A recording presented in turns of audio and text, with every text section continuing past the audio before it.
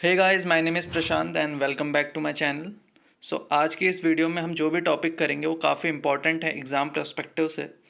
तो इस वीडियो में सबसे पहला टॉपिक हम डिस्कस करने वाले हैं द कॉम्बिनेशन ऑफ रजिस्टर्स। यानी कि जब रजिस्टर्स सीरीज़ में लगे होते हैं या पैरेलल में लगे होते हैं तो इक्विवेलेंट रेजिस्टेंस कितना होता है, एंड देन आफ्टर हम देखेंगे द कॉम्बिनेशन ऑफ बैटरीज या फिर the combinations of cells, and last में कुछ न्यूमेरिकल्स हम डिस्कस करेंगे। तो स्टार्ट करते हैं।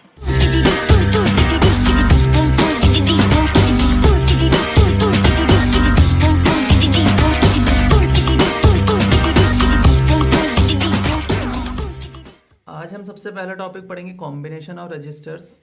इसको समझने से पहले हमें ये दो टर्म्स पता होने चाहिए। First is direction of flow of current and the second is potential drop. Potential drop मैंने लास्ट वीडियो में ही बताया था, इसमें वापस से इसको डिस्कस करते हैं। देखिए क्या होता है पोटेंशियल डिफरेंस। अगर मैं देखूं, सबसे पहले पोटेंशियल डिफरेंस देखते हैं बैटरी का जो मैंने प्रोवाइड किया। मैंने पोटेंशियल डिफरेंस बैटरी का कितना लिया, V लिया है। इट मीन्स जो इसका पॉजिटिव टर्मिनल है उसके अक्रॉस इलेक्ट्रिक पोटेंशियल है V, और नेगेटिव टर्मिनल के अक्रॉस इलेक्ट्रिक पोटेंशियल है 0। तभी तो पोटेंशियल डिफरेंस कितने का है, V का। दोनों का डिफरेंस निकालेंगे, V आएगा। अब जो direction of flow of current होता है वो हमेशा higher potential to lower potential की तरफ को होता है, ठीक है। यानी कि करंट हमेशा हायर पोटेंशियल से लोअर पोटेंशियल की तरफ को मूव करेगा। तो हायर पोटेंशियल है यहाँ पे इस टर्मिनल का, तो करंट का डायरेक्शन का फ्लो हमेशा इधर को होगा, ठीक है। तो करंट यहाँ को फ्लो कर रहा होगा, आई करंट फ्लो कर रहा है, मैं ये बोल रहा हूँ। अब सपोज ऐसा होता कि इसका भी पोटेंशियल V होता और इस टर्मिनल का भी पोटेंशियल V होता, तो करंट का फ्लो कहाँ को होता, करंट का फ्लो इसमें नहीं हो रहा होता। क्यों? जब भी सेम पोटेंशियल पे होंगे टर्मिनल्स तो फ्लो ऑफ करंट नहीं होगा। और सिमिलरली अगर जैसे मैं बोलता हूँ कि इस पे जो इलेक्ट्रिक पोटेंशियल है वो है V और यहाँ पे है V माइनस एक्स, तो आप देखेंगे कि ये पोटेंशियल ज़्यादा है और ये पोटेंशियल x से कम कर दिया है मैंने V से, तो इट मीन्स ये कम है, तो तब भी करंट का फ्लो इस तरफ को ही होगा। तो यानी कि हमेशा current higher potential to lower potential move करता है, ठीक है। तो ये चीज़ समझ में आ गई। अब हम समझते हैं पोटेंशियल ड्रॉप। ठीक है, पोटेंशियल ड्रॉप एक टाइप का वर्क डन है कि बैटरी जो हमने लगाई हुई जिसका पोटेंशियल डिफरेंस है V, उसको कितना वर्क करना पड़ रहा है यूनिट चार्ज को एक पॉइंट से दूसरे पॉइंट पर ले जाने में। जैसे पॉइंट A है, ये पॉइंट B है, ये पॉइंट C है। जब मैं यूनिट चार्ज को यहाँ से उठा के यहाँ लेके जाऊँगा तो वही कहलाता है पोटेंशियल ड्रॉप, ठीक है। अब वो पोटेंशियल ड्रॉप का वैल्यू कितना होता है, वो पोटेंशियल ड्रॉप का वैल्यू होता है जितना ओम्स लॉ से हम फाइंड आउट करेंगे। ओम्स लॉ कहता है V is equals to I R, potential difference find out करोगे तो V A B is equals to I R one. तो जो ए बी के अक्रॉस पोटेंशियल डिफरेंस है वही होता है पोटेंशियल ड्रॉप, जो ये रिप्रेजेंट करता है कि आपने जितनी बैटरी ली थी, बैटरी हमने ली थी V की, ठीक है। अब उसमें ड्रॉप आ गया, यानी कि वो कम हो गया, उसका पोटेंशियल डिफरेंस कम हो चुका है कितने से, आई आर वन से। तो यहाँ पे आई आर वन रिप्रेजेंट कर रहा है पोटेंशियल ड्रॉप को, ठीक है। तो कभी भी किसी रजिस्टर में से करंट अगर पास होगा तो पोटेंशियल में एक ड्रॉप आता है जो कि हम फाइंड आउट करते हैं ओम्स लॉ से। अब चलते हैं कॉम्बिनेशन ऑफ रजिस्टर्स पे। तो combination of registers class 10th में भी पढ़ा था कि बेसिकली एक सर्किट है जिसमें बहुत सारे रजिस्टर्स लगे होते हैं। उन रजिस्टर्स को हटा के मैं कितनी वैल्यू का रजिस्टेंस लगा सकता हूँ कि इम्पैक्ट सेम रहे उस सर्किट में, यही तो हम फाइंड आउट करते थे। तो देखिए पहला कॉम्बिनेशन है सीरीज़ कॉम्बिनेशन। सीरीज़ कॉम्बिनेशन यानी कि जिसमें रजिस्टर्स सीरीज़ में लगे हुए हैं। तो मैं सिर्फ 2 ले रहा हूँ, 3 भी ले सकते हैं, 4 भी ले सकते हैं, 2 ही लेके भी हो जाता है तो कोई दिक्कत नहीं। तो मतलब ये 2 रजिस्टर जिनका वैल्यू है R1 और R2, इनको बदल के मैं अगर एक ही रजिस्टर लगाना चाहूँ तो उसका क्या वैल्यू होगा कि जो इम्पैक्ट है इन रजिस्टेंस का इस सर्किट में वो सेम रहे, ठीक है। तो मैंने एक सर्किट लिया है जिसमें पोटेंशियल डिफरेंस है V, बैटरी का पोटेंशियल डिफरेंस है V। करंट का फ्लो कहाँ को होगा, इधर को होगा, क्योंकि पॉजिटिव टर्मिनल है, negative terminal, higher potential to lower potential current flow करता है, ठीक है। यह है रेजिस्टेंस R1, इसका रेजिस्टेंस है R2। तो आपको याद होगा किरचॉफ्स लॉ था एक, जिसमें हम एक लूप ले लेते थे A B C D E। तो इस तरह से हम एक लूप ले लेते थे किरचॉफ्स लॉ में, ठीक है। यहाँ पे हमने लूप ले ली है A B C D E A, ये मैंने लूप ले लिया।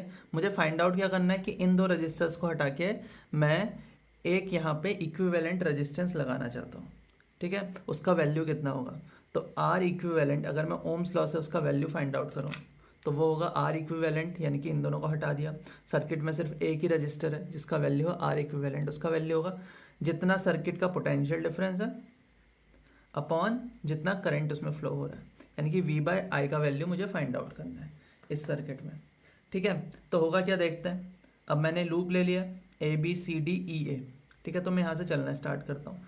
AB के बीच में कोई भी रेजिस्टेंस नहीं है तो वैल्यू कुछ भी नहीं आएगा, और फिर आगे पहुँचेंगे यहाँ पे पॉजिटिव नेगेटिव की करंट का फ्लो हमेशा higher potential to lower potential होता है, फिर पॉजिटिव नेगेटिव, फिर यहाँ पहुँचा करंट और यहाँ टर्मिनल है नेगेटिव पॉजिटिव।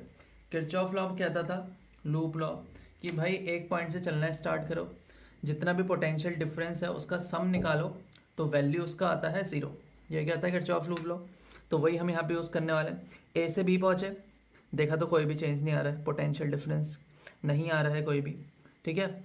फिर बी से सी पहुँच जा रहे हैं, बी से सी जब ऐसे ही आप पहुँचोगे तो यहाँ पे आपको देखने को मिल रहा है कि एक रेजिस्टेंस लगा हुआ है, तो यानी कि यहाँ पे एक पोटेंशियल ड्रॉप तो आने वाला है, यानी कि पोटेंशियल डिफरेंस है यहाँ का जिसका वैल्यू होगा IR1, यहाँ का होगा IR2। तो पहले लिखेंगे IR1, साइन पहले पॉजिटिव का है तो पॉजिटिव ही रहेगा, फिर यहाँ पहुँचे तो IR2 साइन पॉजिटिव। समझ में आ रहा है कैसे मैंने फाइंड आउट करा, ओम्स लॉ होता है। फिर यहाँ घूम के आओगे तो टर्मिनल देख रहे हो माइनस का और उसका वैल्यू है V is equals to 0, Kirchhoff law यही कहता है। तो IR1 प्लस IR2 कितना हो गया V के बराबर, so R1 plus R2 I is equals to V। Similarly R1 plus R2 is equals to V by I, V by I था R इक्विवेलेंट, तो R इक्विवेलेंट का वैल्यू होता है R1 प्लस R2 जब series में हमने registers लिए होते हैं, यानी कि ये जो दो रजिस्टर्स थे मेरे R1 और R2, इनको चेंज करके मैं यहाँ पे एक नया सर्किट बना दूँ जिसका पोटेंशियल डिफरेंस उतना ही लो, करंट भी उस सर्किट में उतना ही लो, बट इन दो को हटा के एक रेजिस्टेंस लगा देना है जिसका वैल्यू R इक्विवेलेंट होगा और उसका वैल्यू है दोनों का सम। ठीक है, तो इस तरह से सीरीज कॉम्बिनेशन हमने कर लिया। तो सीरीज कॉम्बिनेशन में जब रजिस्टर्स सीरीज में लगे होते हैं उनको हटा के अगर मैं एक ही रेजिस्टेंस लगाना चाहता हूँ तो दोनों का सम होगा। ठीक है, अगर सिमिलरली 3 होते तो वैल्यू क्या हो जाती है R इक्विवेलेंट की, R1 plus R2 plus R3, इस तरह से हो जाएगी। 4 होंगे तो R1 plus R2 plus R3 plus R4, R5, अगर 5 है n टाइम्स है तो ऐसे ही R1 plus R2 plus R3 plus कहाँ तक Rn तक हो जाएगी। तो ये चीज़ समझ में आ गया सीरीज कॉम्बिनेशन। अब देखते हैं कि जब जो रेजिस्टेंस है वो पैरेलल में लगे हैं तो उन सबको हटा के अगर मैं एक इक्विवेलेंट रेजिस्टेंस लगाना चाहता हूँ तो उसका वैल्यू कितना होगा। तो अगेन हमने एक कॉम्बिनेशन लिया जिसमें रेजिस्टेंस पैरेलल में लगे हैं। अब सबसे पहले ये चीज़ समझते हैं कि पैरेलल में रेजिस्टेंस लगे हैं इसका मतलब क्या होता है। ये था सीरीज कॉम्बिनेशन, ये है पैरेलल कॉम्बिनेशन, क्या डिफरेंस दोनों में देखने को मिल रहा है ये चीज़ समझते। देखिए, जब भी सीरीज कॉम्बिनेशन होता है तो दोनों रेजिस्टेंस में करंट सेम जाता है, क्योंकि एक ही पाथ है, कोई जंक्शन है नहीं, तो करंट सेम जाएगा। तो सीरीज कॉम्बिनेशन में आई हमेशा सेम होता है लेकिन V डिफरेंट होता है। क्यों? क्योंकि यहाँ पे पोटेंशियल ड्रॉप आ गया, यहाँ पे पोटेंशियल ड्रॉप दूसरा है, पोटेंशियल डिफरेंस इसके अक्रॉस अलग है, इसके अक्रॉस अलग है। ये चीज़ समझ में आ रही है। सीरीज कॉम्बिनेशन में पोटेंशियल डिफरेंस दोनों रजिस्टर के अक्रॉस अलग अलग होता है लेकिन करंट सेम होता है। अब पैरेलल कॉम्बिनेशन में अगर मैं देखूं तो करंट ऐसे जा रहा है, ये करंट आई गया, यहाँ आगे जाके दो पाथ आ गए तो करंट को डिवाइड होना पड़ेगा, इधर को I1 इधर को I2।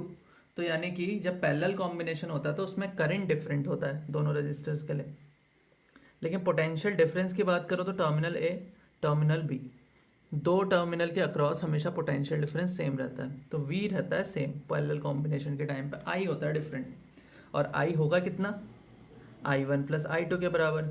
तो मेरे को वापस से यहाँ पे क्या करना है ये चीज़ समझते हैं। मेरे को वापस से इन दो रेजिस्टेंस को हटा के एक इक्विवेलेंट रेजिस्टेंस लगाना है जिसका इम्पैक्ट इस सर्किट में सेम रहे, यानी कि मैं एक और सर्किट बनाता हूँ जिसका पोटेंशियल डिफरेंस है बैटरी में V, करंट जा रहा है I, और इन दोनों को हटा के एक रेजिस्टेंस मेरे को लगा देना जिसका वैल्यू है R इक्विवेलेंट, कि बेसिकली जो भी इम्पैक्ट हो रहा था वो सेम रहे। तो R इक्विवेलेंट का वापस से वैल्यू कितना आ गया, V by I, Ohm's law से। अब यहाँ आते हैं, आई इज इक्वल्स टू आ गया I1 प्लस I2, ये चीज़ समझ में आ गया। अब देखो जो ए बी है उसके अक्रॉस ये वाला रजिस्टर भी है और ये वाला रजिस्टर भी है, ये चीज़ समझ में आया। अगर ये तो जंक्शन लॉ से मैंने फाइंड आउट कर लिया। अब वापस से देखते हैं कि I2R1, ये जो ए बी है इसके अक्रॉस पोटेंशियल ड्रॉप कितना होगा, ये वाले सर्किट में I2R1, अभी भी समझ में आया।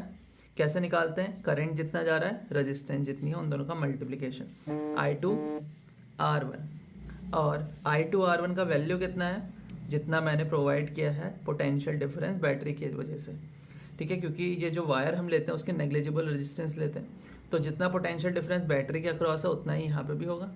ये चीज़ तो समझ में आ रही है। अगर नहीं आ रही है तो भी हम समझते हैं कैसे होगा। देखो लूप ले लो, कोई दिक्कत नहीं है, A B C D, A B C D A, E वाली ले लो, ठीक है। अब देखो ए ई बी सी डी जो है मेरा, ठीक है, इसके अक्रॉस देखते हैं क्या क्या चीज़ें आ रही हैं। सबसे पहले डी से ए जाओ, कुछ भी नहीं है बीच में, लेकिन ए से लेकर ई तक जाओ, क्या है बीच में, यहाँ पे एक रेजिस्टेंस है, तो यहाँ पे पोटेंशियल ड्रॉप कितने का आएगा, I2R1, और करंट इधर को जा रहा है तो पॉजिटिव नेगेटिव होगा। फिर यहाँ से यहाँ जाओ, कुछ नहीं है बीच में, यहाँ से यहाँ जाओ, कुछ नहीं है बीच में, बैटरी लगी हुई है यहाँ पे, कितने की, वी की, साइन क्या है पहले नेगेटिव का, तो minus V is equals to 0 होता, किरचॉफ लूप लॉ से, तो I2R1 कितना होता, वी।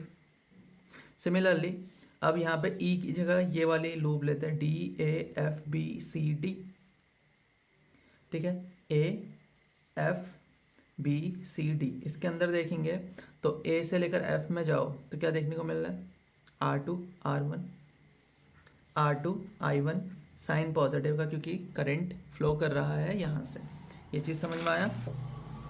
R2I1 और करंट पॉजिटिव से नेगेटिव ही फ्लो करता है तो पॉजिटिव साइन आएगा, माइनस फिर से battery V is equals to 0, घूम के आओ यहाँ पे ये लगा, तो R2I1 का वैल्यू कितना है, वी, ये चीज़ समझ में आया। तो I2R1 is equals to V, similarly I1R2 is equals to V, ये चीज़ समझ में आ गया, ठीक है। अब I2 का वैल्यू निकाल लेते हैं यहाँ से, V अपॉन R1, I1 का वैल्यू निकाल लो, V अपॉन R2, ठीक है, इसमें पुट कर दो।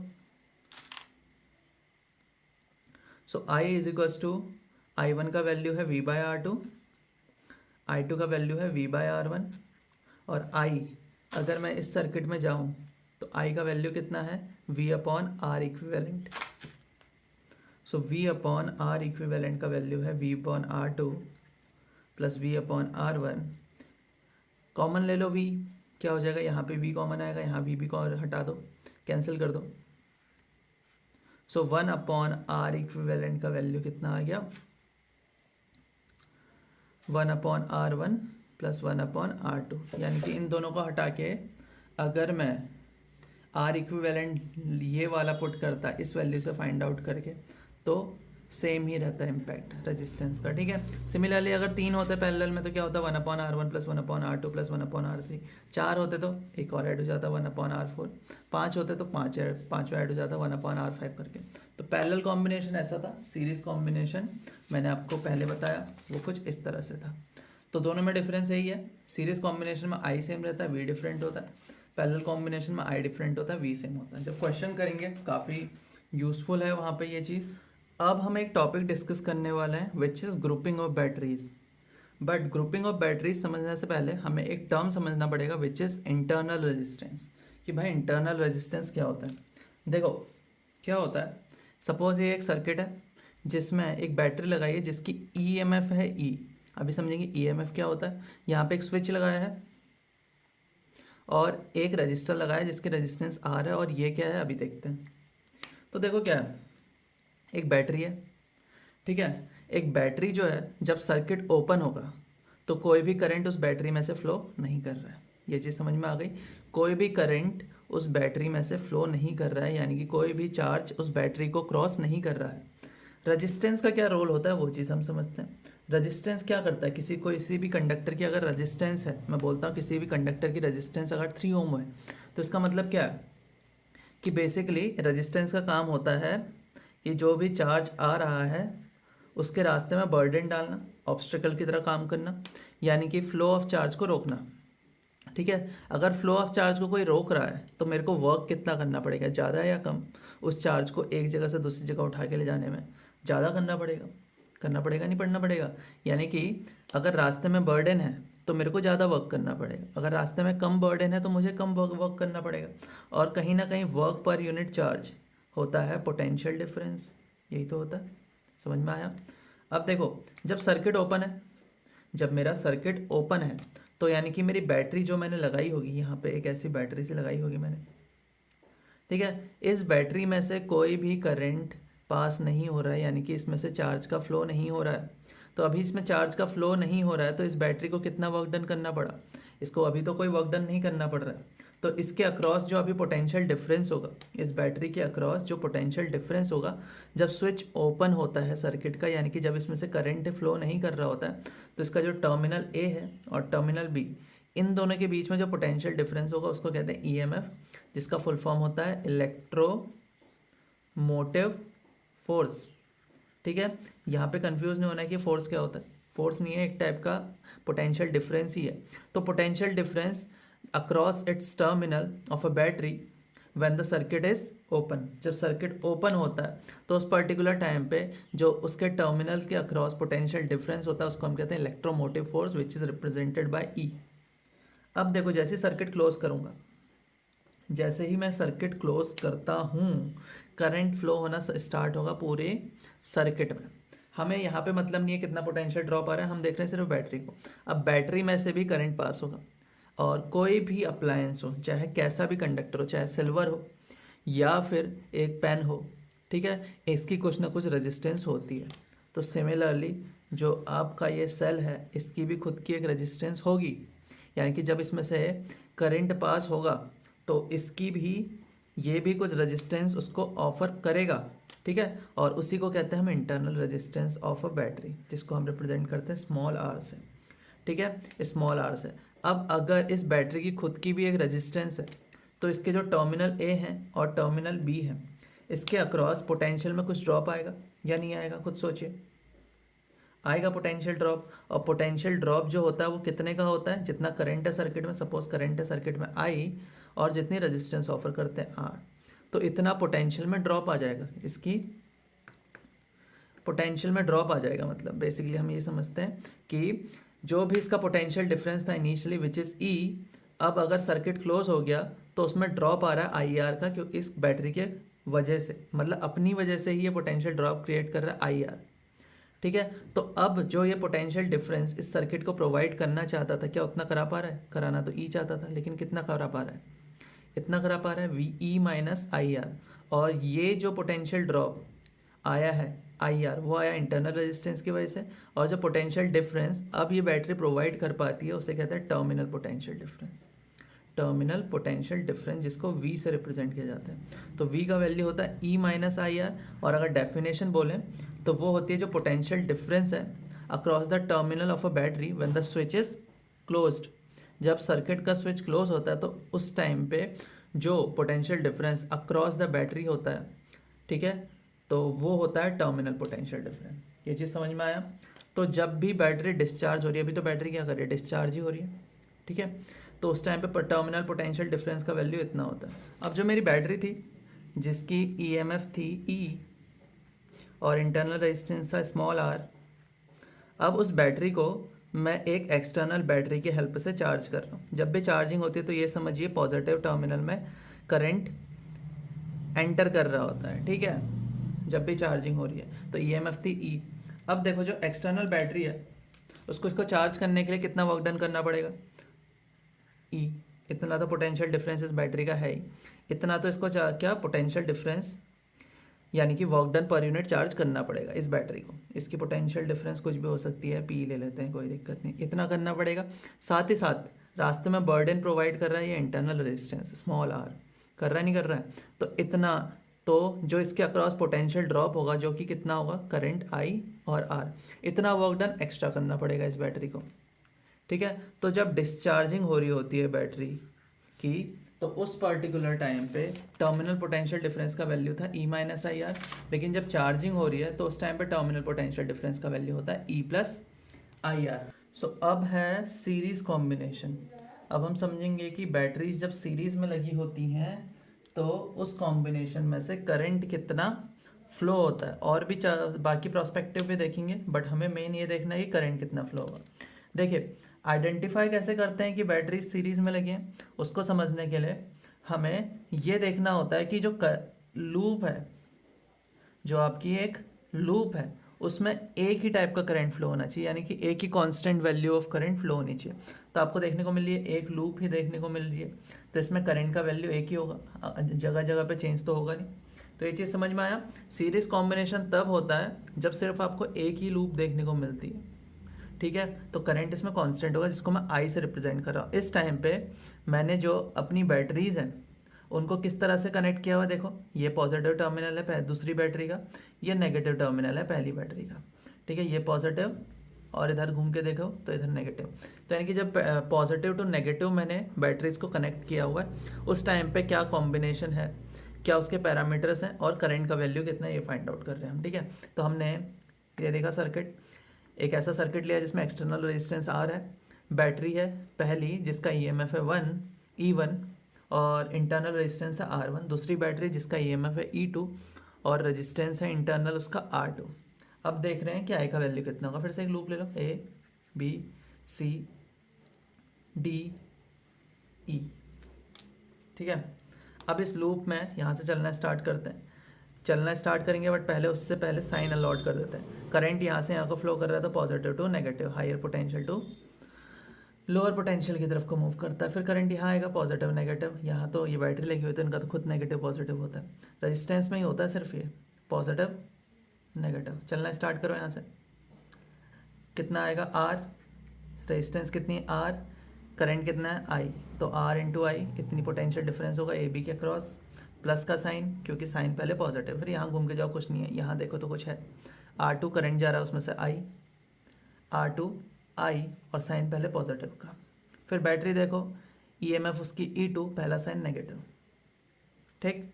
फिर यहाँ से D से इधर को जा देखेंगे तो भाई ये पहले पड़ रहा है रेजिस्टेंस R1, करंट जा रहा है I, साइन पहला पॉजिटिव है।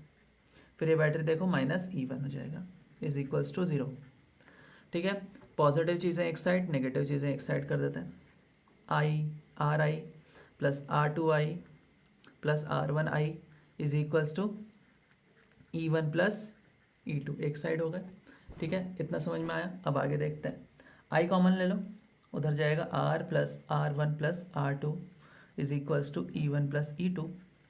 सो करंट जितना फ्लो कर रहा है सर्किट में उसका वैल्यू है E1 plus E2 upon R plus R1 plus R2, ठीक है।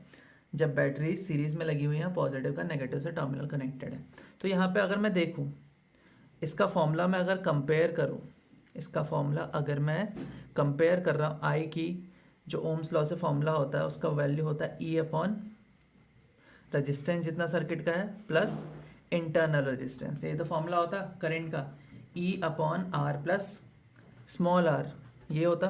अब यहाँ पे देखते हैं कि इस वैल्यू में E का वैल्यू कितना है, E1 प्लस E2, ठीक है। तो उसको मैं E0 से रिप्रेजेंट करता हूँ, जहाँ पे E0 रिप्रेजेंट कर रहा है इंटरनल जितनी भी EMF है पूरे सर्किट की, उसकी equivalent EMF upon external resistance तो आ रही है, प्लस इंटरनल रेजिस्टेंस का क्या हो गया, दोनों रेजिस्टेंस ऐड हो गए, इसको R0 से दिखा रहा हूँ। R0 यहाँ पे रिप्रेजेंट कर रहा है जो भी इंटरनल रेजिस्टेंस है दोनों बैटरीज की, उसका इक्विवेलेंट। तो यहाँ पे E0 का वैल्यू है E1 प्लस E2 और R0 का वैल्यू है R1 प्लस R2। अब देखो चेंजेस क्या होते हैं, ये चीज़ समझते हैं। अगर दो बैटरीज की जगह 3 लगी होती तो E0 क्या हो जाता है, E1 plus E2 plus E3, R0 क्या हो जाता है, R1 plus R2 plus R3। Current का वैल्यू वही रहता है E0 upon R plus R0, ठीक है। और इस टाइम पे बैटरीज कनेक्टेड थी सीरीज में पॉजिटिव से नेगेटिव टर्मिनल। अब हम समझते हैं कि अगर ये टर्मिनल्स को चेंज कर दें, यानी कि अगर पॉजिटिव से पॉजिटिव कनेक्ट हो, नेगेटिव से नेगेटिव कनेक्ट हो, तो उस पर्टिकुलर टाइम पे क्या होगा, ये चीज़ भी देख लेते हैं। सीरीज ही है, बस टर्मिनल अलग टाइप से कनेक्टेड। देखो सेम सर्किट है, बस नेगेटिव से नेगेटिव कनेक्टेड है, पॉजिटिव से पॉजिटिव कनेक्टेड है, लेकिन सर्किट क्या है, एक ही लूप में है, तो इसमें करंट तो एक ही होगा ओवरऑल। और मैं सपोज करता हूँ कि करंट की डायरेक्शन इधर को है, ठीक है, ये मैंने सपोज किया अपनी तरफ से। अब आगे देखते हैं क्या क्या चेंजेस हो सकते हैं इसमें। यहाँ से चलना स्टार्ट करो, पॉजिटिव ये रहेगा, नेगेटिव ये रहेगा, वैल्यू आ गया IR। यहाँ पहुँचो, फिर से पॉजिटिव साइन है R2 और करंट है I, किरचॉफ लॉ लगा रहे हैं। फिर यहाँ पे टर्मिनल पॉजिटिव है, फिर नेगेटिव है, तो कितना वैल्यू आ गया प्लस E2, क्योंकि पहले पॉजिटिव आ गया, ठीक है। यहाँ पे फिर से आया था प्लस R1 I, बट यहाँ टर्मिनल पहले नेगेटिव का इज इक्वल्स टू 0, इतना हो गया। अब आगे चलते हैं, ई एक साइड कर देते हैं, आई वाले एक साइड रहने देते, तो IR plus R1 plus R2 तो ऐसी है, इज इक्वल्स टू वहाँ जाके हो गया E1 माइनस E2, तो I इज इक्वल्स टू फिर से वो वैल्यू आ गई E1 minus E2 upon R plus R1 plus R2, फिर से वही करो E0 upon R plus R0। अब यहाँ पे E0 का वैल्यू कितना है, यहाँ पे E0 का वैल्यू है कि भाई दोनों की जो EMF थी उसको माइनस कर दिया, E1 माइनस E2। अभी मॉड क्यों लगा रहा हूँ वो भी बताऊँगा। R0 क्या, वही R1 plus R2, R1 plus R2 यानी कि इंटरनल रेजिस्टेंस में तो वही चेंज कुछ नहीं आया, इंटरनल जो इक्विवेलेंट है उतनी रही। EMF में चेंज आ गया E1 माइनस E2। अब जो नेट EMF है यहाँ पे E0 का वैल्यू वो E1 माइनस E2 है, दोनों का डिफरेंस, ठीक है, ये चीज़ समझ में आया। और मॉड्यूलस साइन मैंने इसलिए लगाया है क्योंकि अगर दोनों की EMF मैंने मान लिया सपोज E1 मेरा ज़्यादा होता, E2 मेरा कम होता, तब तो पॉजिटिव आंसर ही आता, तो नेट EMF आ जाती तुम्हारी E0 और डायरेक्शन कहाँ को होती, करंट की इधर को ही होती। बट अगर E2 बड़ा है E1 छोटा है तो नेगेटिव आ जाएगा, तो तब पॉजिटिव कर दो, करंट की डायरेक्शन चेंज कर दो। अगर E2 बड़ा है तो करंट की डायरेक्शन कहाँ से होगी, इसके पॉजिटिव टर्मिनल से, इधर से होगी। तो बस इतना डिफरेंस आता है। अब लिया है मैंने जो बैटरीज थी उनको पैरेलल कनेक्शन में, यानी कि ये बैटरी है जिसका EMF E1 लेते हैं, इंटरनल रेजिस्टेंस R1, इसका EMF E2 internal resistance R2, एक एक्सटर्नल रेजिस्टेंस इसका वैल्यू R है।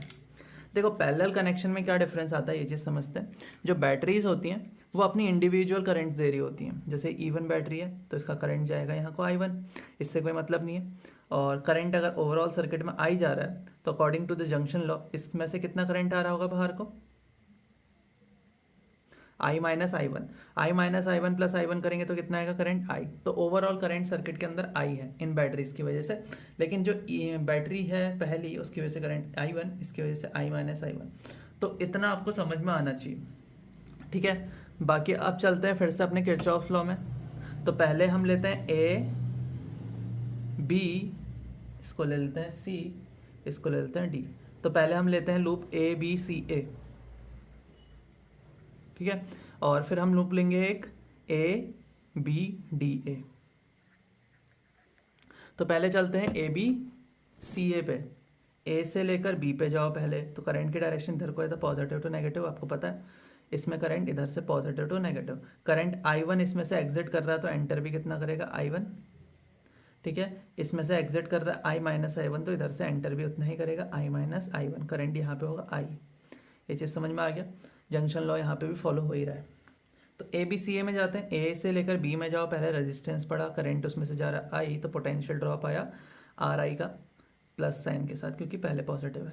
फिर पहुँचो AB वाला है ना और C वाला है, ठीक है। यहाँ से यहाँ जाओ, पहले पॉजिटिव टर्मिनल पड़ रहा है R1, करंट जा रहा है उसमें से I1 प्लस, और फिर बैटरी है E1 की और टर्मिनल है उसका नेगेटिव इक्वल्स टू 0।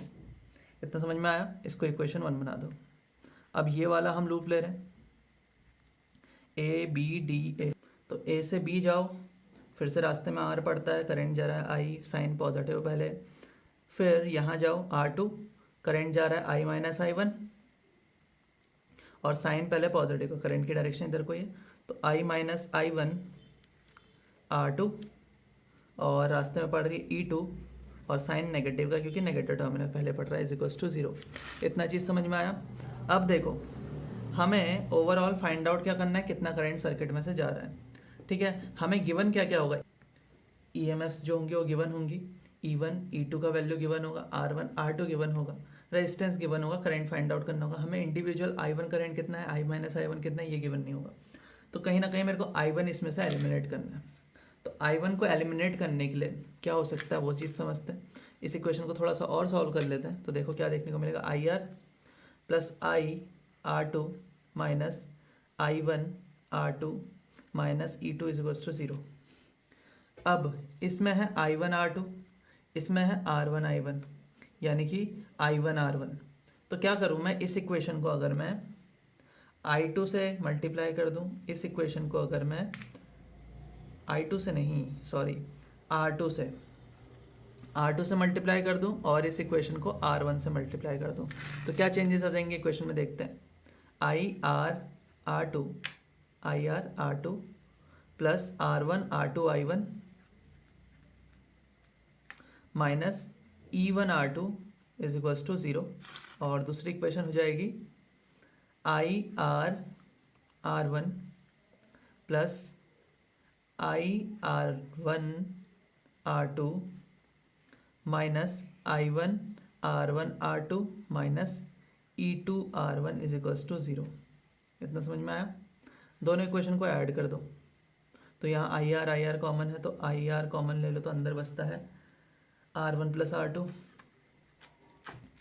यहाँ पे R1 R2 I1 और माइनस I1 R1 R2 है, दोनों एक दूसरे को कैंसिल करेंगे, इसको ऐसे लिखो। ठीक, इतना आया समझ में। और यहाँ पे हो जाएगा minus E1 R2 minus E2 R1 is equals to 0। इतना भी समझ में आया। अब आपको पता है क्या करना है, आई कॉमन लेना होगा इनमें से। R1 R2 है ना, ये I1 नहीं है। ठीक, तो आई कॉमन लेना है, तो इधर बचेगा R1 plus R2 plus R1 R2 is equals to, इनको उधर भेज दो, E1 R2 plus E2 R1। तो इसको मैंने अगले पेज में लिख लिया है, तो इस तरह से कुछ आ गया। तो I का वैल्यू यहाँ से आता है E1 R2 plus E2 R1 upon R1 plus R2 plus R1 R2। अब आपको याद होगा रेजिस्टेंस खाली अकेले होना चाहिए, बाकी सब चीज़ें कैसे भी हों। तो एक्सटर्नल रेजिस्टेंस को R बनाने के लिए हमें पूरी इक्वेशन को न्यूमरेटर और डिनोमिनेटर को R1 प्लस R2 से डिवाइड करना पड़ेगा। तो आएगा E1 R2 plus E2 R1 upon R1 plus R2 upon R plus R1 R2 upon R1 plus R2। इसको लिख देते हैं E0 फिर से, ये R ऐसे रहने दो, प्लस इसको लिख देते हैं R0। अब यहाँ पे E0 का वैल्यू कितना है, E1 R2 plus E2 R1 upon R1 plus R2, और R0 का वैल्यू है R1 R2 upon R1 plus R2। तो अब हम क्वेश्चन देखेंगे, combination of resistance in series and parallel. आपको पता होगा फॉर्मूले तो देखे थे, अगर रजिस्टर्स सीरीज़ में लगे हैं तो रेजिस्टेंस इक्विवेलेंट होती थी एडिशन, और अगर पैरेलल में लगी है तो फॉर्मूला होता था 1/R equivalent is equals to 1/R1 plus 1/R2 and so on. तो मैंने आपको बताया था कि आइडेंटिफाई करना काफ़ी इंपॉर्टेंट है, कि जब आप किसी भी सर्किट को देख रहे हो तो उसमें रजिस्टर्स पैरेलल में लगें या सीरीज़ में लगें, ये आइडेंटिफाई करना काफ़ी इंपॉर्टेंट होता है। तो मैंने आपको बताया था कि अगर दो रजिस्टर्स में करंट सेम जा रहा है तो वो हैं सीरीज़ में, अगर डिफरेंट जा रहा है तो वो हैं पैरेलल में। तो वही चीज़ को हम ध्यान में रख के करेंगे। फर्स्ट क्वेश्चन कह रहा है, a wire of resistance 4R is bent in the form of circle, what is the effective resistance between the ends of the diameter. ठीक है, एक वायर था, क्वेश्चन में बताया है एक वायर है जिसका रेजिस्टेंस है 4R, एक वायर था उसका रेजिस्टेंस था 4R, उसको बेंड कर दिया सर्कुलर फॉर्म में, इस तरह से बेंड कर दिया सर्कुलर फॉर्म में उस वायर को, और बताना है कि भैया डायमीटर के अक्रॉस इसका इफेक्टिव रेजिस्टेंस कितना होगा। अब ये डायमीटर के अक्रॉस का मतलब क्या है, यहाँ पे मैंने एक बैटरी लगाई है, ठीक है, जो उसको करंट प्रोवाइड करेगी I। अब देखते हैं जो ये वायर है, क्या पूरे वायर में सेम करंट जा रहा है, अलग अलग जा रहा है। देखिए दो पार्टीशन है, यानी कि करंट अलग अलग जा रहा होगा, यहाँ को I1 जा रहा होगा, यहाँ को I2 जा रहा होगा।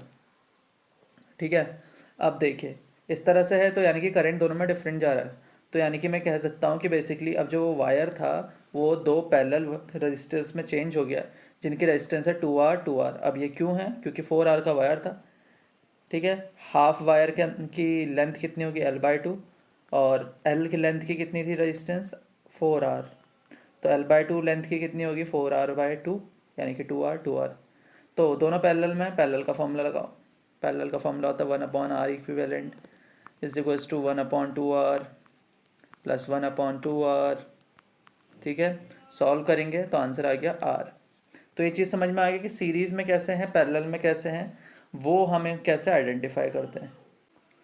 अब देखिए कुछ फॉर्मूले एक्स्ट्रा दिए थे यहाँ पे, जिनका यूज़ हम आगे जाके करेंगे। अब वो कहते क्या है, for two resistance in parallel current through the two resistors will be. अगर दो रजिस्टर्स पैरेलल में लगे हुए हैं तो हर एक रजिस्टर में से करंट कितना जाएगा, I1 is equals to R2I upon R1 plus R2। मतलब कहना चाहता है कि जैसे ये क्वेश्चन था अभी अभी हमने करा ये क्वेश्चन, ऐसी दो रजिस्टर्स पैरेलल में लगे, ठीक है, एक का वैल्यू है R1 और एक का वैल्यू है R2।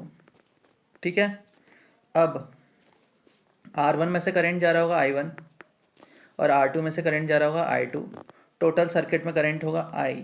इतना समझ में आया।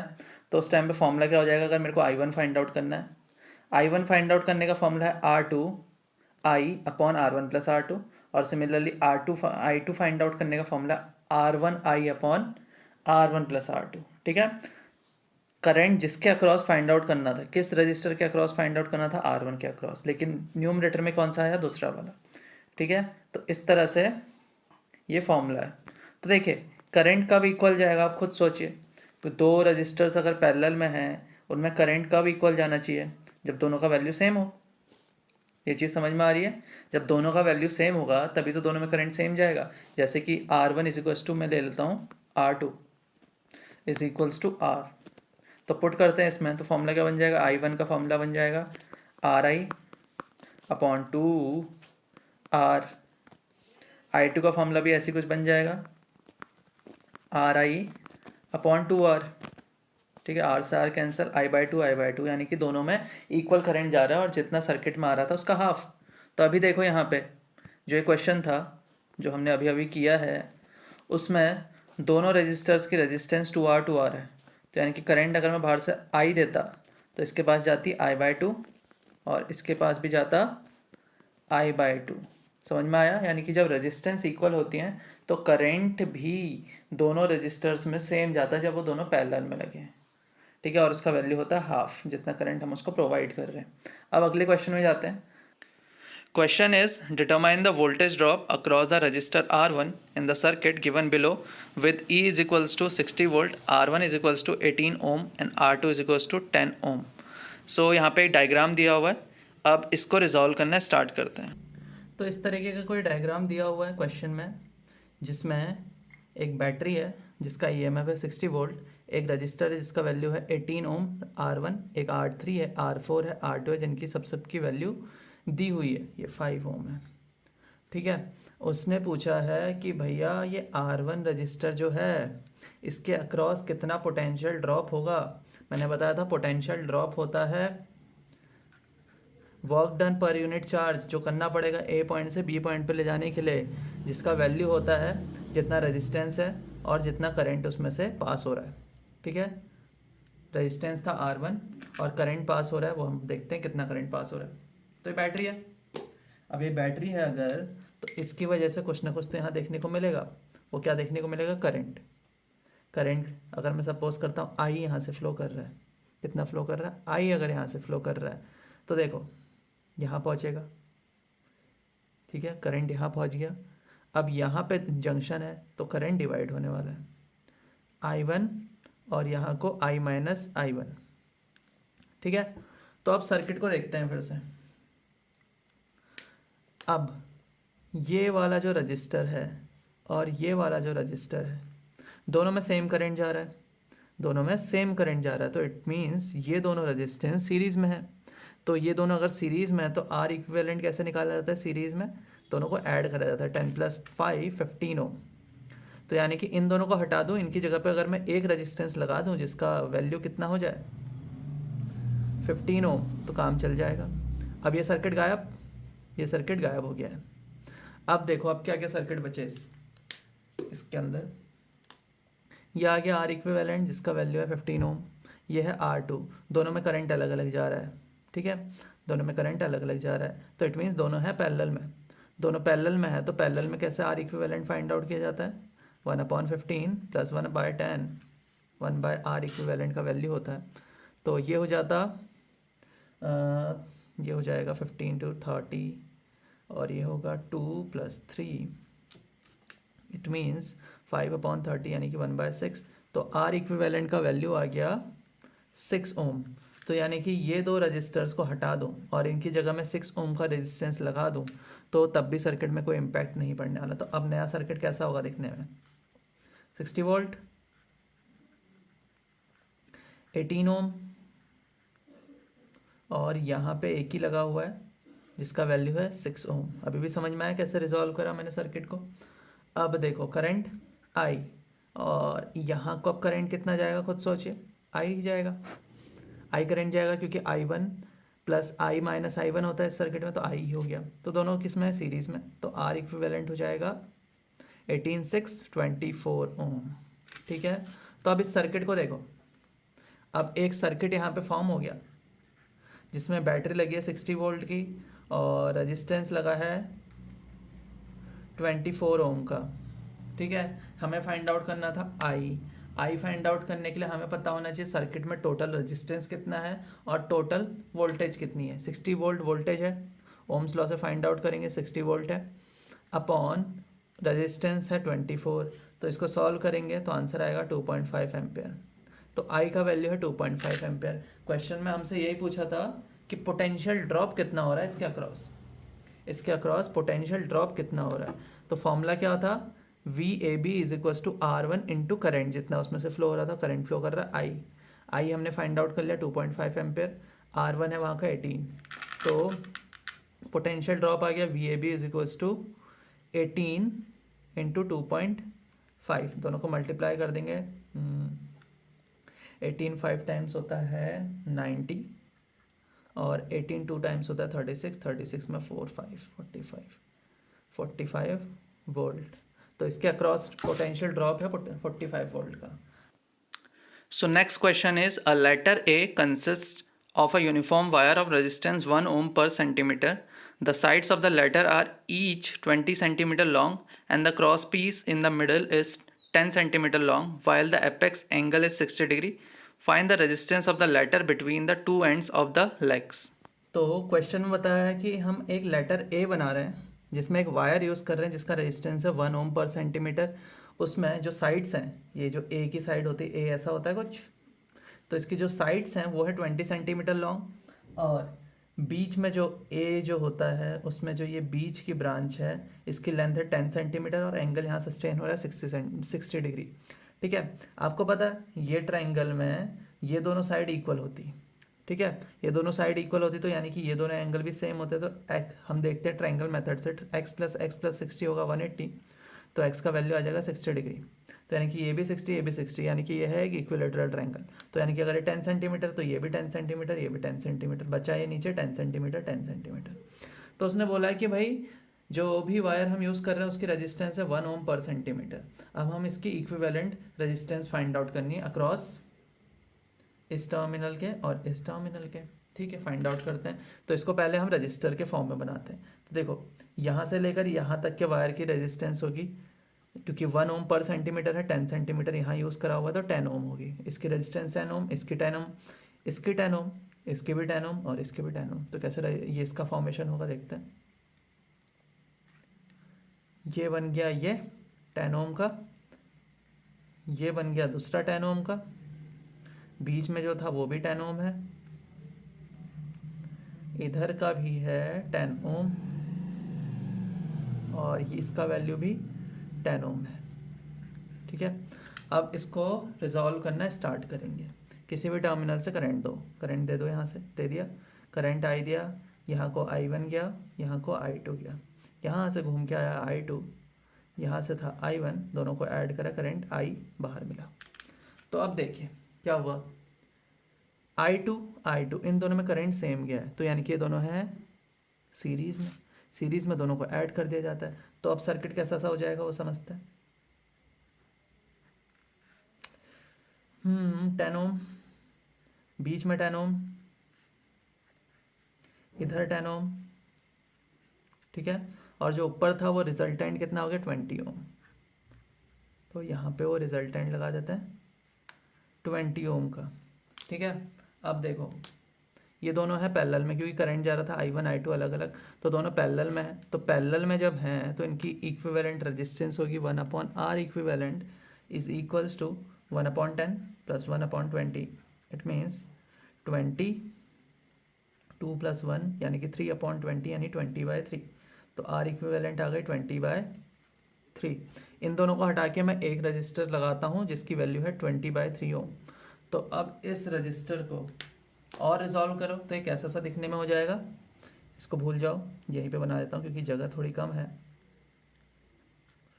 10 ओम यहाँ पे हमने लगा दिया अब एक 20/3 ओम का, और यहाँ पे है 10 ओम का। अब देखो करंट दिया I, यहाँ भी जाएगा I और यहाँ से निकलेगा भी I, तो तीनों है सीरीज़ में। तो R इक्विवेलेंट कितना हो गया, तीनों को ऐड कर दो, 10 + 20/3 + 10। ठीक है, 10 10 20 होता है, 20 को 3 से मल्टीप्लाई करो 60, 60 + 20 80, 80/3 ओम आंसर है। तो इक्विवेलेंट रेजिस्टेंस थी सर्किट की 80/3। तो बस इस तरह से रिजॉल्व करना होता है। अब हम ट्राई करेंगे कि क्वेश्चन में ही रिजॉल्व करने की ट्राई करेंगे। ऐसे बार बार सर्किट बना के थोड़ा सा क्या हो जाता है, टाइम ज़्यादा लग जाता है। तो एक बार ट्राई करते हैं। अब इस क्वेश्चन को देखिए, find the value of current I in the circuit shown in figure. ठीक है, यहाँ पे एक सर्किट दिया हुआ है, करंट की वैल्यू फाइंड आउट करनी है। देखिए बैटरी है जिसकी वोल्टेज है 2 वोल्ट। ठीक है, करंट I है। करंट I फाइंड आउट करने के लिए हमें जो भी बैटरी के अक्रॉस रेजिस्टेंस है उसको वैल्यू की फाइंड आउट करनी होगी कि इक्विवेलेंट रेजिस्टेंस कितना है।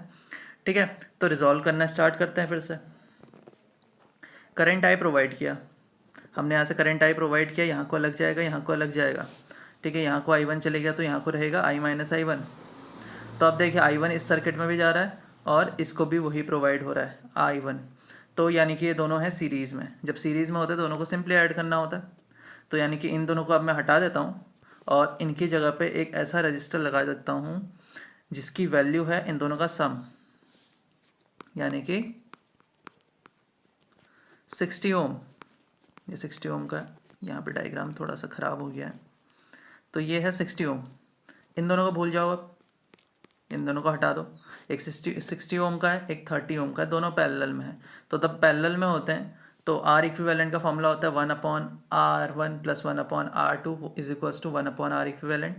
जब उसको थोड़ा सा चेंज कर दो तो R इक्विवेलेंट का फॉर्मूला क्या हो जाएगा, R1 R2/R1 + R2। ठीक है, कैसे चेंज होगा वो तो समझ में आ रहा है। था क्या, 1/R इक्विवेलेंट = 1/R1 + 1/R2।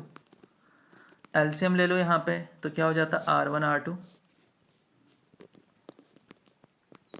और ऊपर होता R1 + R2, लेकिन ये वैल्यू है 1/R इक्विवेलेंट की। हमें चाहिए R इक्विवेलेंट की वैल्यू, तो वो होगी R1 R2 upon R1 + R2। तो जब दो रजिस्टर्स होते हैं तो वहाँ सिंपल ये फॉर्मूला भी आप सीधे सीधे लगा सकते हैं। तो देखिए एक था 60 का, एक 30 का, तो R1 30, R2 60, R1 + R2 90, तो 20 ओम आ गया। तो करंट I फाइंड आउट करने के लिए हमें चाहिए था V which is 2 upon resistance which is 20। Put करेंगे फॉर्मूले में, आंसर आ जाएगा 0.1 एम्पेयर। ठीक है, अब एक और क्वेश्चन देखते हैं। Question is, two square metal plates A and B are of same thickness in material. The sides of B is twice that of A. These are connected in series as shown in figure. Find the ratio of RA divided by RB of the resistance of these two plates. ठीक है, तो यहाँ पे भाई दो square metal plates दिए हैं, एक का नाम A है एक का नाम B है, दोनों की सेम थिकनेस। अब सेम थिकनेस का मतलब क्या है, देखिए सामने से देखने में लग रही हैं स्क्वायर, बट एक्चुअल में होगा क्या, पीछे को होंगी ये। ठीक है, वहाँ भी पीछे की साइड से भी बैक कैसा होगा, स्क्वायर फॉर्म का होगा। तो इस तरह से हैं। तो देखिए सामने से तो स्क्वायर है और जो स्क्वायर है उसका लेंथ दिया है, साइड जो साइड्स हैं बी की वो ट्वाइस हैं ए के। ठीक है, अगर ये है, अगर ए है L तो ये होगा 2L इसकी लेंथ। ठीक है, और यहाँ पे देखें थिकनेस दी हुई है दोनों की सेम, यानी कि ये भी T और यहाँ पे भी इस तरह से दिखाता हूँ T। ठीक है, अब वो बोल रहा है दोनों सीरीज में कनेक्टेड हैं, रेशियो बताना है RA/RB का। RA/RB आर बी का देखिए यहाँ पे सारी चीज़ें किसकी दी हुई हैं, एक और फॉर्मूला होता है रो एल बाई ए, ठीक है। रो देखो दोनों सेम मटेरियल तो रजिस्टिविटी दोनों की सेम होगी, रो बाय रो कर दो। एल लेंथ है एक की एल, दूसरे की है 2L, एक की है 2L, ठीक है। अपॉन एरिया होता है, एरिया कौन सा, क्रॉस सेक्शन का एरिया, वो क्रॉस सेक्शन का एरिया जहाँ से करंट 90 डिग्री में पास हो रहा है, और वो एरिया है ये वाला, आप समझ रहे हैं, ये वाला। तो अब देखिए अगर मेरे को इसको एरिया निकालना है तो लेंथ है इसकी t और विड्थ होगी l, क्योंकि लेंथ कितनी है स्क्वायर के l, तो l इंटू टी, तो इसकी होगी l इंटू टी, इसका होगा 2L इंटू टी, क्योंकि लेंथ इसकी 2L है, तो यहाँ पे आ जाएगा 2L इंटू टी और यहाँ पे L इंटू टी। रो से रो कैंसिल करो, L से L कैंसिल करो, यहाँ पे भी यही हुआ, तो R A by R B कुछ भी नहीं बचा, यानी कि 1:1 में है। अभी क्वेश्चन है, a copper rod of length 20 centimetre and cross sectional area 2 millimetre square is joined with a similar aluminium rod as shown in figure, find the resistance of the combination between the ends, resistivity of copper इतनी and resistivity of aluminium इतनी, ठीक है। तो यहाँ पे हमें एक basically copper की रॉड दी है पहले तो, जिसका लेंथ है 20 सेंटीमीटर, ये लेंथ है 20 सेंटीमीटर, क्रॉस सेक्शनल एरिया ये वाला होता है, ये वाला, तो इसका वैल्यू है 2 मिलीमीटर स्क्वायर, और कॉपर की रजिस्टिविटी भी दी हुई है। तो भाई ऐसी ही रॉड थी एक और एल्यूमिनियम की, ऐसी ही रॉड थी, यानी कि उसका भी क्रॉस सेक्शनल एरिया होगा 2 मिलीमीटर स्क्वायर, ठीक है। इसका एरिया होगा 2 मिलीमीटर स्क्वायर, लेंथ भी इसकी होगी 20 सेंटीमीटर, लेकिन रजिस्टिविटी अलग होगी, दे रखी है उसकी resistivity which is 2.6 into 10⁻⁸ ohm metre. बोल रहा है रजिस्टेंस बतानी है इस कॉम्बिनेशन के बिटवीन द एंड्स, ये एंड बनाए हुए हैं, इसके बीच में कितनी रजिस्टेंस होगी। तो ये बैटरी कनेक्ट करो तो देखो ये सीरीज़ में है, पैरेलल में है। अब देखो करंट जा रहा है यहाँ से आई, ऊपर वाले पे दूसरा जाएगा, नीचे वाले पे दूसरा जाएगा, ऊपर I1 जाएगा, नीचे I2 जाएगा, तो यानी कि दोनों पैरेलल में हैं। तो पहले मैं रेजिस्टेंस निकाल लूँ इंडिविजुअल की, और दोनों को पैरेलल कॉम्बिनेशन से मैं सॉल्व कर दूँ तो मेरा आंसर आ जाएगा। तो पहले मैं रेजिस्टेंस निकालता हूँ, कॉपर की रेजिस्टेंस को RC से दिखाते हैं, फॉर्मूला होगा rho L by A, rho given है, कॉपर की रेजिस्टिविटी गिवन है, लेंथ गिवन है सेंटीमीटर में, चेंज कर लो कि मीटर में, एरिया गिवन है मिलीमीटर स्क्वायर में, उसको भी चेंज कर लेंगे मीटर स्क्वायर में, तो रेजिस्टेंस आ जाती है कॉपर की इतनी, सिमिलरली एल्यूमिनियम का भी सब गिवन है, ये इतनी आ गया। दोनों एंड्स को जब ज्वाइन करा मैंने बताया पैरेलल में, तो पैरेलल के फॉर्मूले में रखो, पैरेलल का फॉर्मूला होता है R1R2 upon R1 plus R2, put करना आंसर आ जाएगा। काफ़ी ईजी क्वेश्चन है। Question is find in the given network of resistors the equivalent resistance between the points A and B, between A and D and between A and C। काफ़ी अच्छा question है। तो इस तरीके का डायग्राम दिया है, जिसमें पहले केस में बोला ए बी के अक्रॉस पोटेंशियल डिफरेंस बताना है, ठीक है। तो क्या करना है, यहाँ पे बैटरी लगानी है एक positive negative, V A B के अक्रॉस हमें फाइंड आउट करना है कितना रजिस्टेंस है, ठीक है, रेजिस्टेंस फाइंड आउट करना है, ठीक है, करते हैं। तो देखिए होगा क्या, यहाँ से करंट दिया आई का 3 पार्ट में डिवाइड होने वाला है, I1 I2 I3, ठीक है। यहाँ घूम के आएगा I3, यहाँ घूम के आएगा I2, इसमें जाएगा I2 प्लस I3, यहाँ घूम के वापस से आ जाएगा I1, तो यहाँ को जाएगा I वापस से I1 plus I2 plus I3 के अकॉर्डिंग। जंक्शन लॉ से ये तो समझ में आ गया। तो देखते हैं पहले कौन सीरीज़ में है, ये दोनों सीरीज़ में है, क्योंकि दोनों में सेम करंट है, तो दोनों का इक्विवेलेंट होगा 7 + 3 यानी 10 ओम। तो इन दोनों को हटा के एक रजिस्टर में लगा सकता हूँ जिसका वैल्यू होना चाहिए 10 ओम। तो इन दोनों को मैंने हटा दिया और यहाँ पे एक रजिस्टर लगा दिया जिसका वैल्यू है 10 ओम, जिसमें से करंट जा रहा है I3। अब इसमें करंट जा रहा है I3, इस ब्रांच में जा रहा है I2, दोनों है पैरेलल में, तो इनकी जगह पे मैं R इक्विवेलेंट फाइंड आउट कर सकता हूँ, पैरेलल में है, तो उसको मैं रिप्रेजेंट करता हूँ R इक्विवेलेंट डैश से, और इसका वैल्यू होगा 10 × 10 अपॉन 10 + 10 यानी कि 5 ओम, ठीक है। अब इनको भी हटा दो, अब इनकी जगह एक ऐसा रजिस्टर लगा दो जिसका वैल्यू है 5 ओम का। अब यहाँ पे मैंने एक रजिस्टर लगा दिया जिसका वैल्यू है 5 ओम, और करंट जा रहा था पहले वाले में I2, दूसरे वाले में I3, यानी कि अब इसमें इक्विवेलेंट करंट जा रहा होगा I2 प्लस I3। ठीक है, I2 प्लस I3, इसमें भी I2 प्लस I3 दोनों हैं सीरीज में। 5 प्लस 5 10, इनको भी हटाओ। इनकी जगह एक इक्विवेलेंट हम रजिस्टर लगाएंगे जिसका वैल्यू है 5 प्लस 5 यानी 10 ओम। लग गया। करंट जा रहा है I2 प्लस I3, वैल्यू है 10 ओम। अब ये 10 ओम, ये 10 ओम दोनों हैं पैरेलल में क्योंकि करंट दोनों में डिफरेंट जा रहा है। तो फाइंड आउट करेंगे तो R इक्विवेलेंट अब आने वाला है जो है वो होगा वही वापस है 10 इंटू 10 अपॉन 10 प्लस 10 होता है यानी 5 ओम। तो AB के अक्रॉस जो रेजिस्टेंस है वो है 5 ओम। अब देखिए क्वेश्चन में बोला है कि आपको इक्विवेलेंट रेजिस्टेंस निकालना है AD के अक्रॉस। तो इस बार अब बैटरी यहाँ पे हमें कनेक्ट करनी पड़ेगी।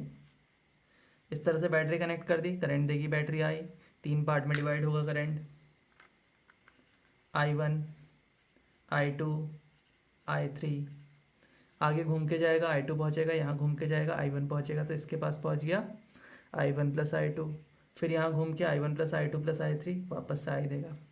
ठीक है, अब इसको रिजॉल्व करना वापस से स्टार्ट करते हैं। पहले देखो सीरीज़ में कौन है, 10 ओम 5 ओम सीरीज़ में, करंट दोनों में सेम जा रहा है I1 हटाओ इनको, और एक रजिस्टर लगा दो जिनका वैल्यू इनके सम के बराबर हो। ठीक है, फिर से रिजॉल्व हुआ, इसको हटाया, वैल्यू आया सम के बराबर यानी कि 15 ओम। करंट जा रहा है इसमें I1, इससे ऊपर वाले में जा रहा है ब्रांच में I2, दोनों है पैरेलल में क्योंकि करंट डिफरेंट है। 15 और 10 का इक्विवेलेंट रेजिस्टेंस निकालना है, पैरेलल में होता है फॉर्मूला 10 इंटू 15, 10 प्लस 15 25, और ऊपर आ गया 150 यानी कि 6 ओम। इनको हटाओ, एक रजिस्टर लगाओ जिसमें करंट जा रहा है I1 प्लस I2 और उसकी वैल्यू है 6 ओम।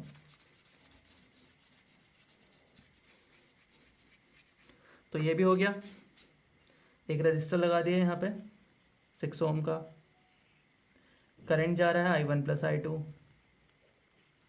अब देखो I1 प्लस I2 इसमें भी, तो दोनों को ऐड करना है क्योंकि सीरीज़ में है, 7 प्लस 6 13 ओम।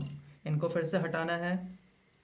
ठीक है, इनको हटाइए और एक रजिस्टर लगाइए 13 ओम का,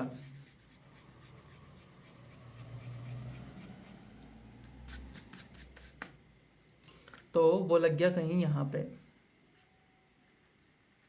13 ओम का। 13 ओम 3 ओम दोनों पैरेलल में क्योंकि इसमें करंट जा रहा है I2 प्लस I1 और ये था I3, दोनों पैरेलल में है।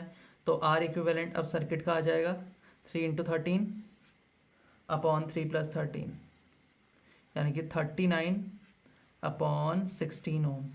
तो AD के अक्रॉस 39 अपॉन 16 ओम है। इसी तरह हम जो AC के अक्रॉस है फिर फाइंड आउट करते हैं। यहाँ पे जो भी वो सर्किट था हमारा मेन सर्किट, जो कि ये सर्किट था, इसके अक्रॉस यहाँ पे बैटरी लगाओ, फिर उसके अकॉर्डिंग सॉल्व कर लेना। ठीक है, तो इसी तरह से क्वेश्चन करने हैं इसके। देखिए आज हमने कुछ क्वेश्चन करे, अब अगली वीडियो में हम कुछ क्वेश्चन सॉल्व करेंगे जिसमें थोड़ा सा हम सिमेट्री के बारे में समझेंगे और थोड़ा EMF का क्या रोल होता है ये भी करना उसमें सीखते हैं। तो आज इस वीडियो में इतना ही देखते हैं, फिर मिलते हैं नेक्स्ट वीडियो में। Till then bye.